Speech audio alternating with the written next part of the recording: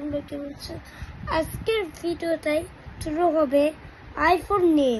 তো আমার চ্যানেলটা দেখা যাচ্ছে, এই যে আমার চ্যানেল। তো তোমরা সবাই তো চ্যানেলটা আমার দেখছো। তো সাথে আছে এই যে যার মোবাইল কার্ড, আর আমার মোবাইল এই যে OnePlus। এই যে আমার মোবাইলে নতুন চ্যানেল করছি একটা এই যে বড় চ্যানেল হাগি আর সাইফান গেমিংটা আমার খুব পছন্দ।